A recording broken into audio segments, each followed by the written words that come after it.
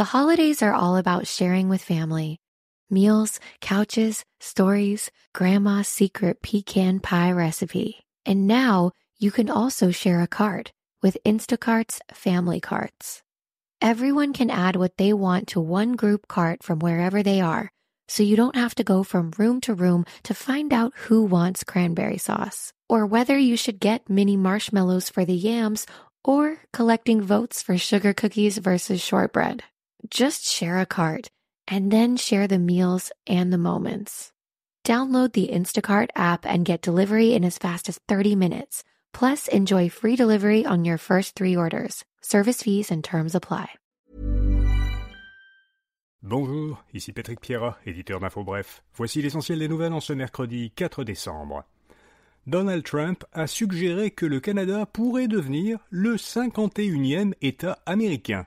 Selon plusieurs médias, lors de son souper en Floride avec Donald Trump vendredi dernier, Justin Trudeau a dit au président élu que l'imposition d'une taxe de 25% sur les produits canadiens aurait un impact très négatif sur l'économie canadienne.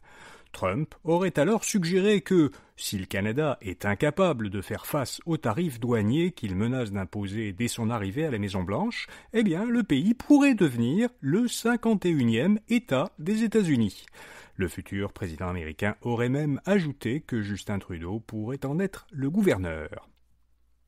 Il y aura bientôt plus d'agents et de patrouilleurs à la frontière. Le ministre fédéral de la Sécurité publique, Dominique Leblanc, a annoncé devant un comité de la Chambre des communes que le gouvernement Trudeau s'était engagé à augmenter le nombre d'agents de la GRC qui patrouillent entre les points d'entrée de la frontière canado-américaine.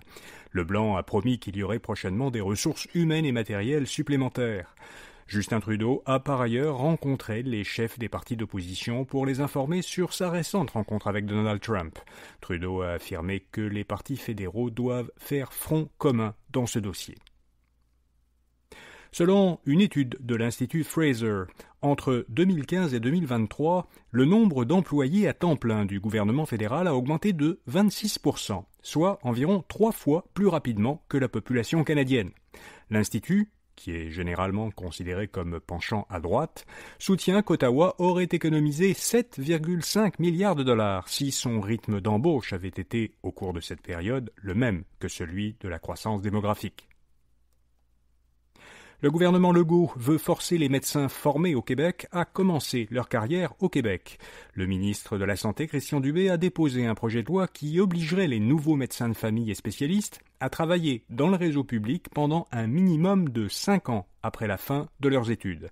Les médecins qui iraient exercer au privé au cours de leurs 5 premières années risqueraient des amendes allant de 20 000 à 100 000 $ par jour et par acte et de 40 000 à 200 000 $ en cas de récidive. Le responsable des achats pour le gouvernement du Québec a été limogé. Selon la presse, le gouvernement Legault a mis un terme la semaine dernière au contrat du président du Centre d'acquisition gouvernementale. Dans un rapport, la vérificatrice générale du Québec avait constaté il y a quelques jours que l'organisme n'était pas efficace et qu'il ne disposait pas des informations nécessaires pour rendre des comptes sur sa performance.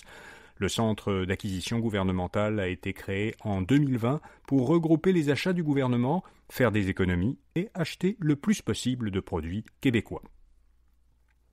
Québec a nommé une adjointe gouvernementale à l'intelligence artificielle. Cette nouvelle fonction a été confiée à la députée de Laval-des-Rapides, Céline Etayan.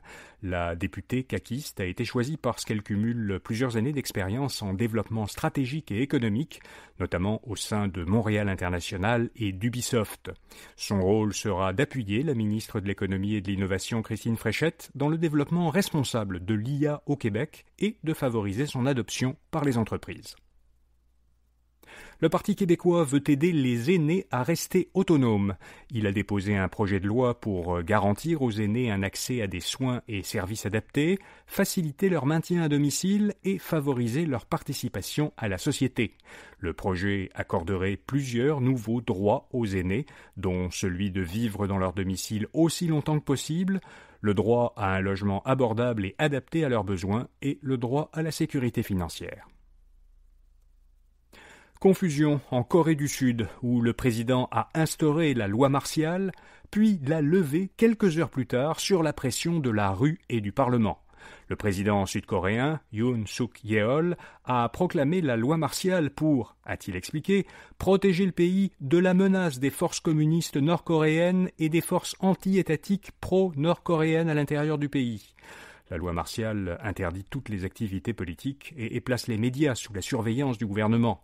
Le Parlement s'est opposé immédiatement à la décision du président. Les députés ont voté à l'unanimité en faveur d'une motion visant à bloquer le décret de la loi martiale. Le président et le gouvernement ont ensuite approuvé cette levée. Les États-Unis et la Chine restreignent leurs échanges commerciaux liés aux semi-conducteurs. Le gouvernement américain avait imposé lundi de nouvelles restrictions sur les exportations vers la Chine d'équipements et de logiciels servant à fabriquer des semi-conducteurs. Le gouvernement chinois a répliqué hier en imposant à son tour des restrictions sur les exportations vers les États-Unis de plusieurs matériaux utilisés à des fins militaires et dans la fabrication de semi-conducteurs. Les deux gouvernements ont justifié ces mesures en invoquant des risques de sécurité nationale. Et puis Investissement Québec investit dans un fabricant montréalais de collants. La société d'État injecte 35 millions de dollars dans l'entreprise montréalaise SRTX pour lui permettre d'augmenter sa capacité de production. SRTX fabrique à Montréal des collants de polymère à l'épreuve des déchirures. L'entreprise a développé la technologie ShearTex. Elle permet de fabriquer un tricot fait d'un polymère fin et plus résistant que les tricots conventionnels. Voilà, vous savez l'essentiel. Bonne journée et à demain matin. Oh my God, it's the coolest thing ever. Hey guys, have you heard of Goldbelly? Well, check this out. It's this amazing site where they ship the most iconic famous foods from restaurants across the country anywhere nationwide. I've never found a more perfect gift than food. They ship Chicago deep dish pizza, New York bagels, Maine lobster rolls, and even Ina Garten's famous cakes. Seriously. So if you're looking for a gift for the food lover in your life, head to goldbelly.com and get 20% off your first order with promo code GIFT.